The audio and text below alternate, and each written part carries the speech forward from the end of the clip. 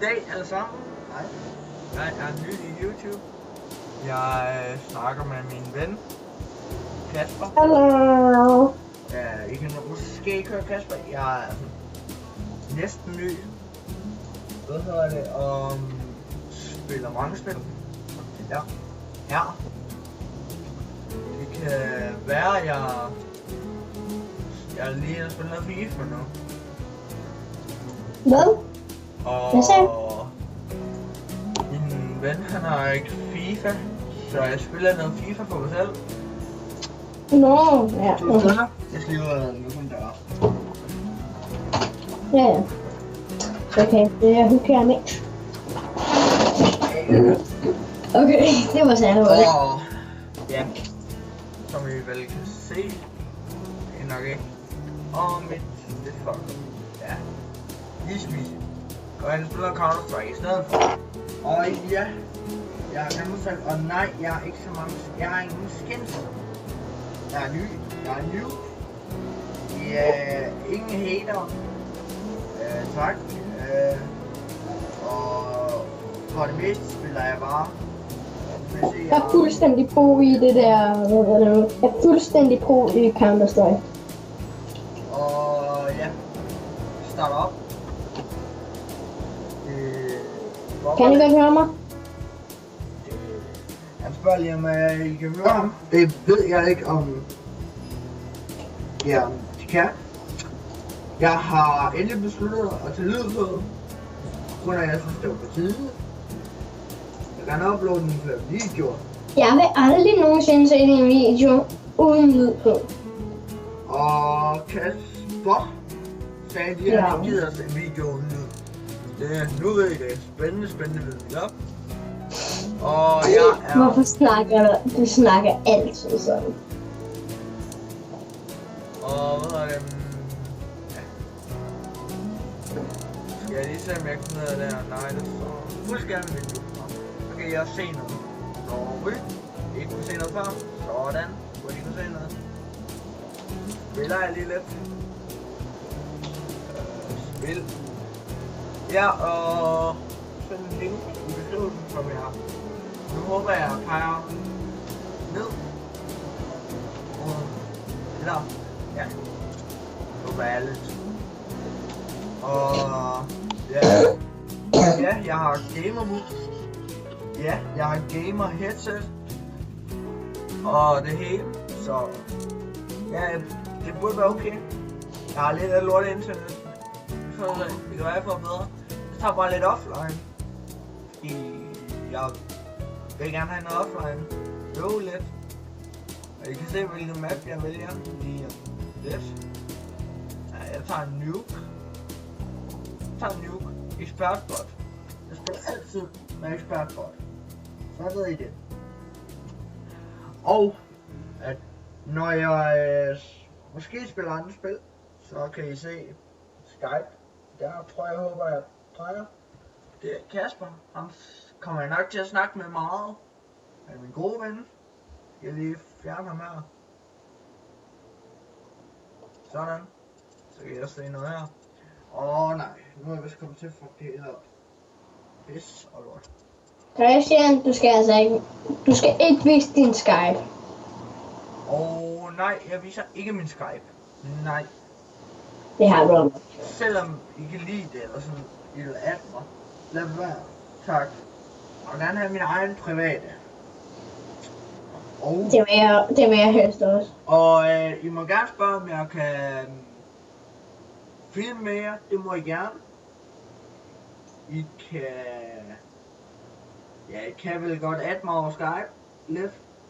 Men indtil jeg har 50 subscribers, så holder jeg op med det.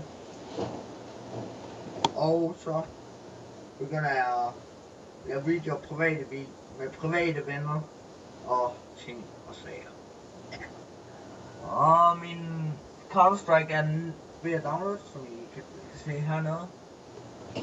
Og ja, jeg laver en ret kort video, på grund af at jeg ikke rigtig har fundet ud af det hele endnu. Jeg er stresset for fuld. Jeg er på skole, 9. klasse snart. Og jeg er 15 år. Og ja, det er det. Og jeg spiller mange skydespil. Så vi må lige se, ja. Lige nu.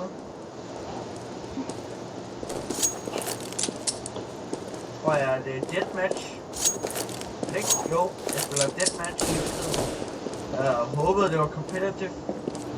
Nej. Jeg lagger, ja, på grund af jeg filmer. Og jeg kan se.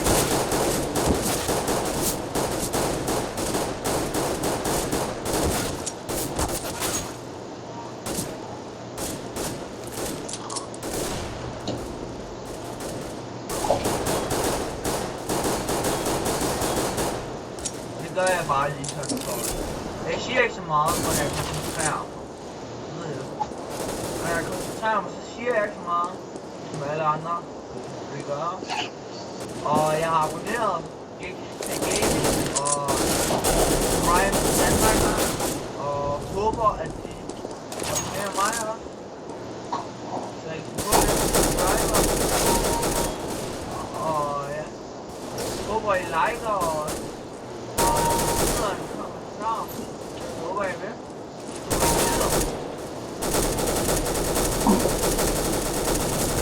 Og ja.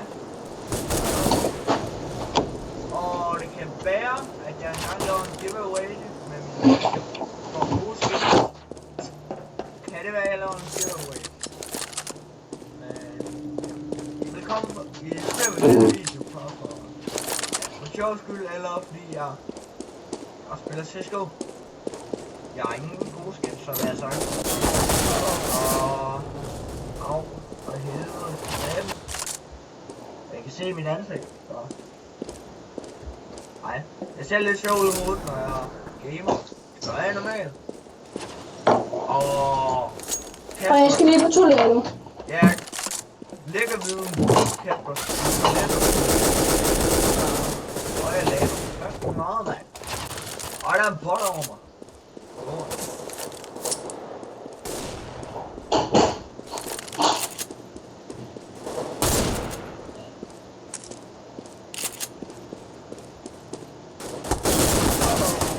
Okay, de her bots, de er egentlig hardcore.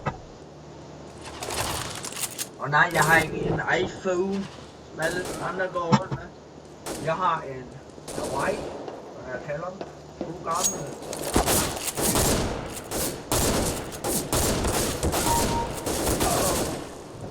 Jo, jeg fik ham lige. Og den er dårlig. Kæft, jeg lækker. Det er sindssygt irriterende.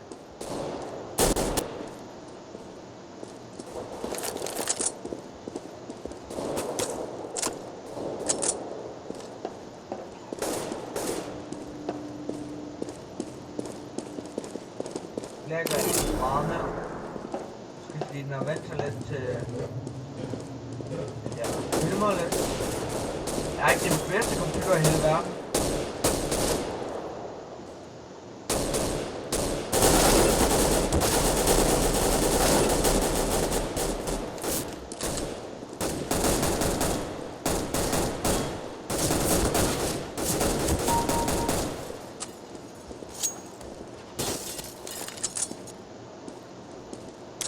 Nu begynder jeg at lægge helt vildt igen. Det er bare så. Jeg spiller lidt, selvom jeg lægger. Det kan man godt.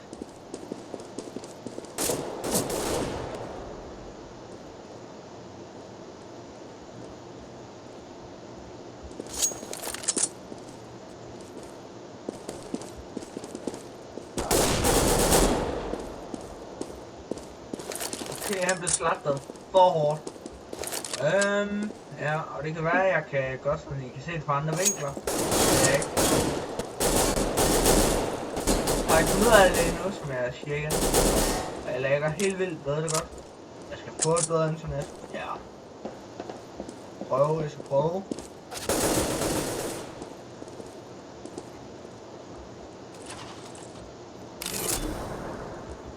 Der er lige shotgun her. Godt at rende rundt med sådan en lort.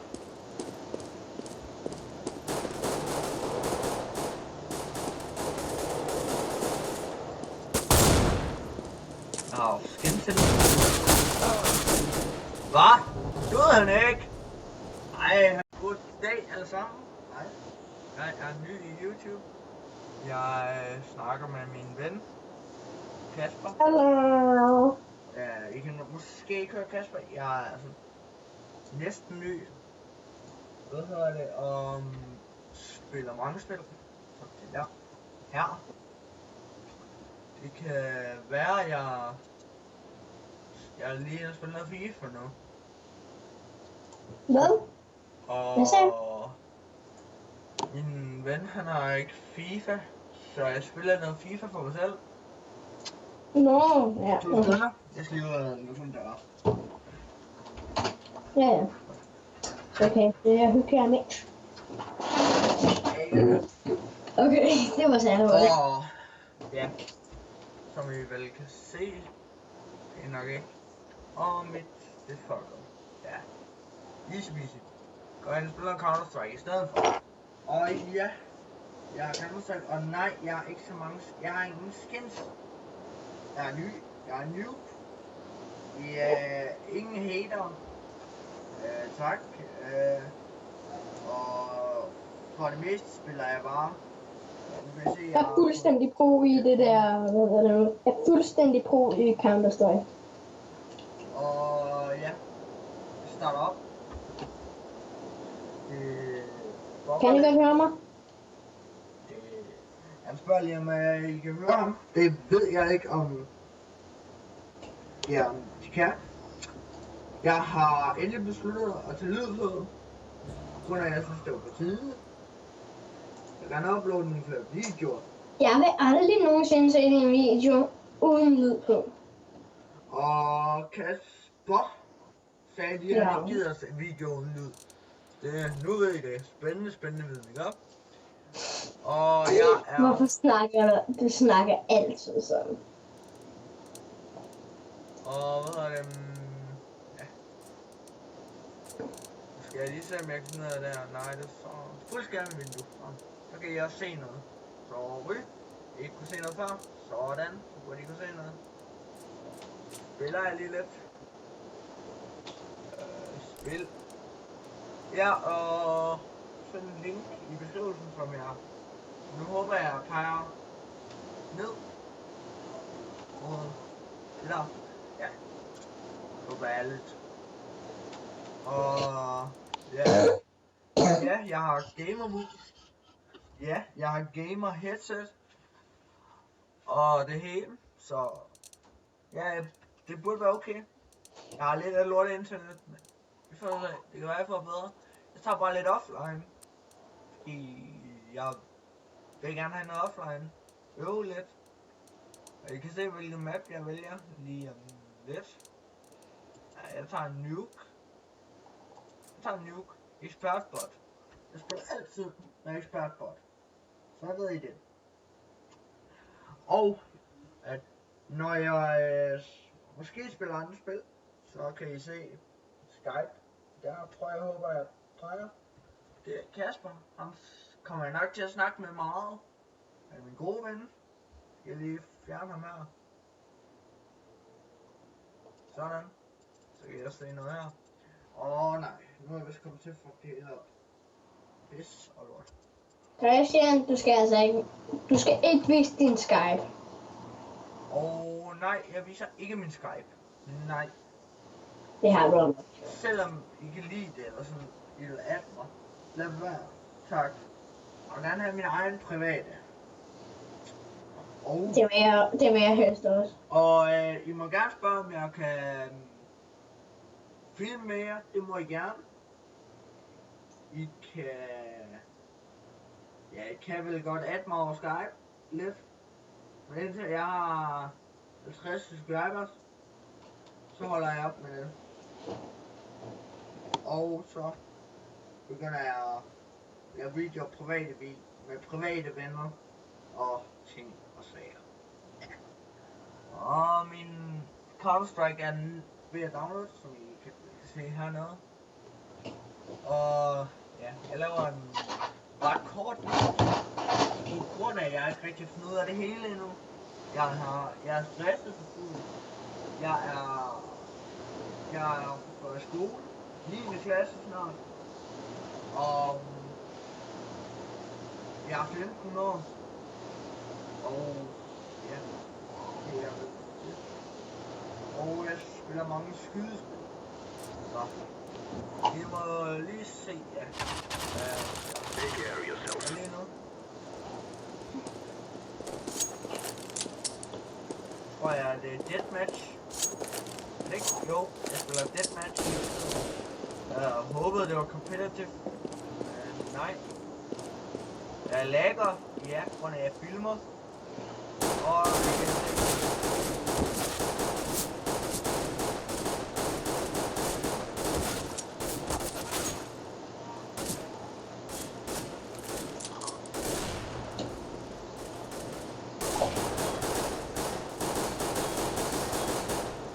det gør jeg bare lige sådan for. Jeg siger ikke så meget, når jeg koncentrerer mig. Det ved jeg. Når jeg koncentrerer mig, så siger jeg ikke så meget, som alle andre vil gøre. Og jeg har abonneret Gaming og Ryan Danmark, og håber, at de abonnerer mig også. Så jeg kan få lidt subscriber. Og ja, håber I liker og håber jeg med.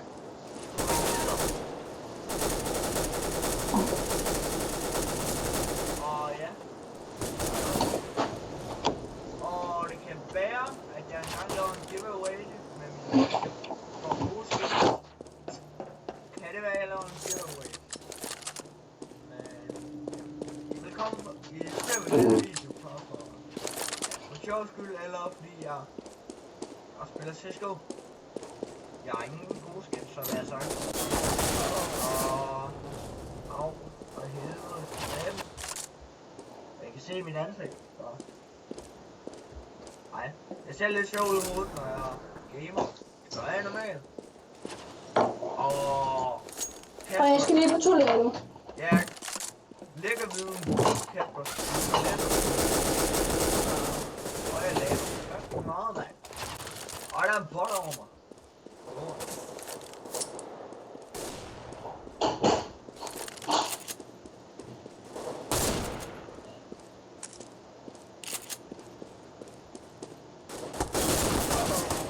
Okay, de er boss, de er egentlig hardcore. Og nej, jeg har ikke en iPhone, som alle andre går rundt med. Jeg har en Hawaii, hvad jeg kalder dem. 2 gamle.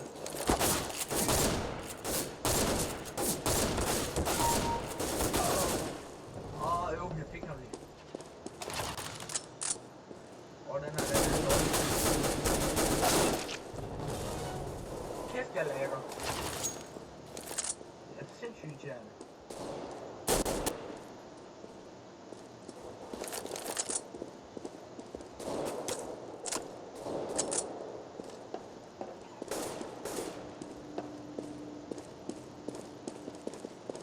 Lækker ikke meget mere. Fordi den er vant sig lidt til... Ja, filmer lidt. Jeg er ikke den bedste computer i hele verden.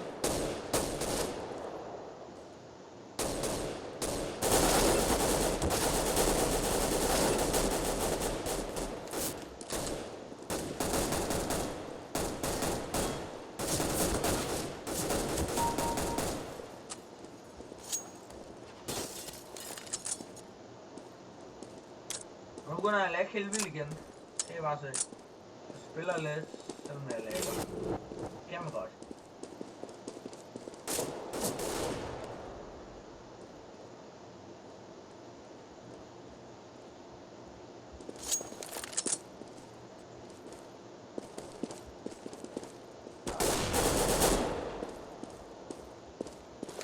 Okay, han blev slagtet for hårdt. Ja, og det kan være, at jeg kan godt, så I kan se det fra andre vinkler.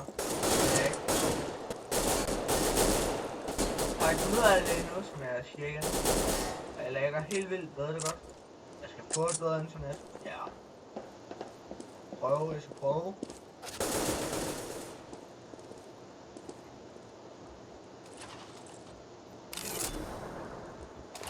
Det er shotgun her.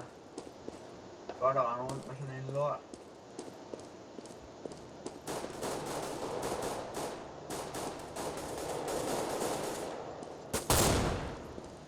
Au, skændt. Hvad? Døde han ikke? Ej.